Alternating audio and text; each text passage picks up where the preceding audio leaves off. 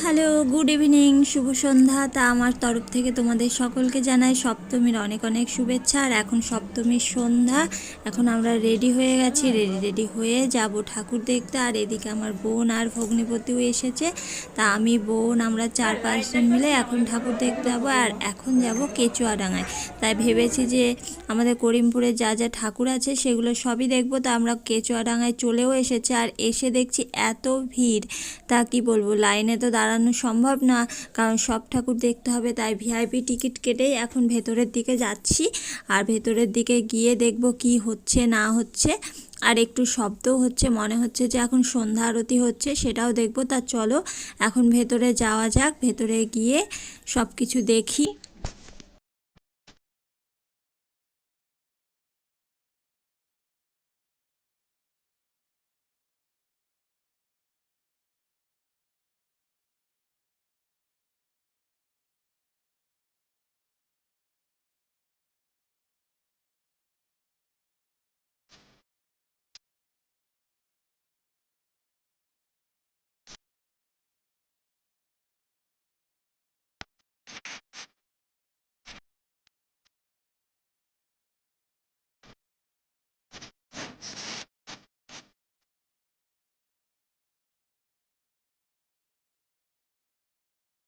যে আমরা ভেতরের দিকে চলে এসেছি। আর এখন যাব ওপরে মণ্ডপের দিকে যাব।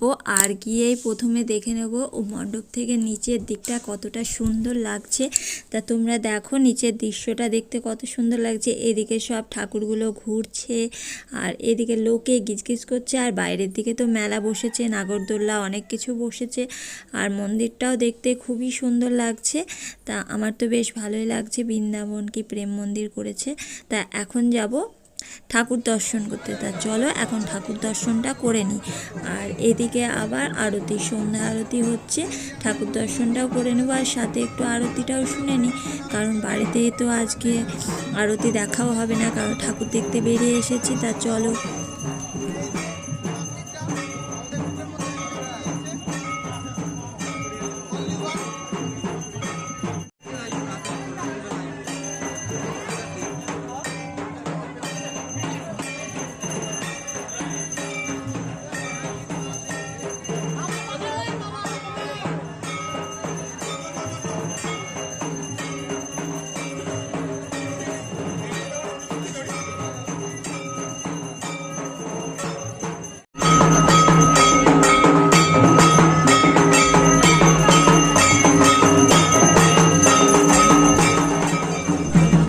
আরতি দেখা হয়ে গেল। আর এখন পালা হলো বাইরের দিকে যাওয়া। আমরা বাইরের দিকে চলে আসলাম। আর এসে একটু ফুচকা টুচকা খেয়ে আবার অন্য মণ্ডপে যাব। পাশে আর একটা আছে, সেখানে যাব। আর বাইরে দেখো কেমন ভিড়, এত ভিড়। তারপর এখানে যখনই আসি তখনই ভিড়েই লাইন দিয়ে ঠাকুর দেখতে হয়। তো চলো আবার অন্য মণ্ডপে গিয়ে তোমাদের সঙ্গে কথা হচ্ছে।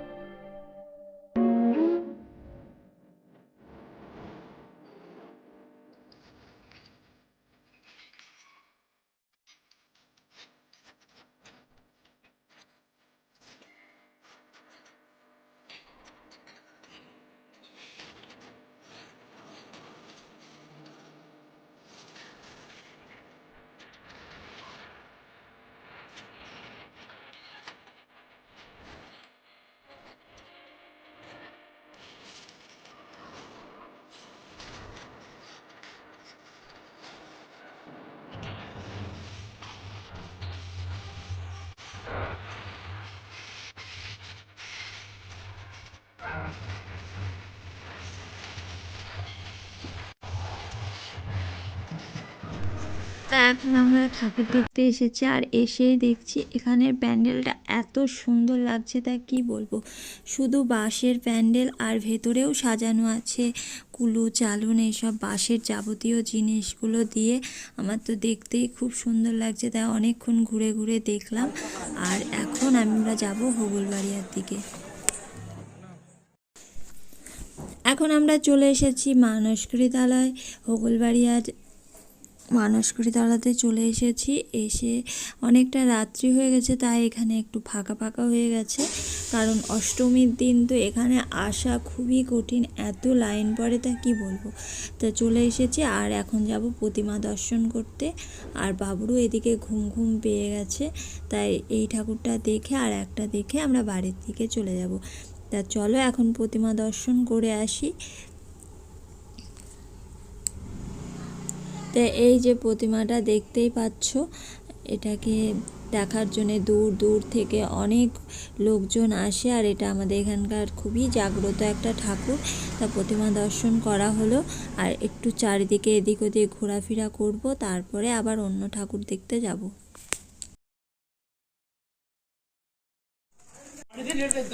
আবার কথা বলতে বলতে অন্য এক জায়গায় চলে এসেছি, আর এদিকে আমার বাবু ঘুমিয়ে পড়েছে, ওকে কোলে করে তো আর ঠাকুর দেখা সম্ভব না। আর এখন আমরা এসেছি যতীন্দ্রমোহন বাগচিবাড়ি। বাগচিবাড়িতে প্রত্যেকবারই পুজোটা হয়, আর শুধু পুজোর টাইমেই খোলা থাকে, বাদবাকি টাইমগুলো তো সবসময়তেই বন্ধ থাকে। তাই এই জায়গাটা এখন রং করেছে দেখছি, পুজোর সময়তে আসে। আর চলো ঠাকুরটা দর্শন করে নিই, আর চারিদিকটা ঘুরে ঘুরে তোমাদেরকেও দেখাই একটু। এই যে অনেকেই আছে, আমি তো ভাবছিলাম অনেকটা রাত হয়ে গেছে, মনে হয় কেউ থাকবে না, তা অনেকেই আছে। তো চলো এখন প্রতিমা দর্শন করে আসি। প্রতিমা দর্শন করে এসে তারপরে আবার বাড়ির দিকে যাবো, দিয়ে তোমাদের সঙ্গে একেবারে বাড়িতে গিয়ে কথা হবে।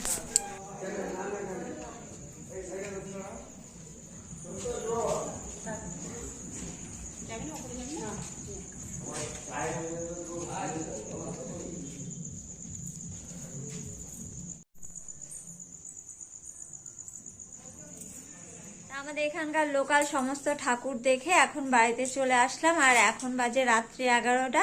এখন খাওয়া দাওয়া করে ঘুমিয়ে পড়বো। তো আজকের ভিডিওটা আমি এখানেই শেষ করছি। আশা করি আজকের ভিডিওটা দেখতে ভালো লেগেছে। তো আজকের জন্য tata, bye bye, good night.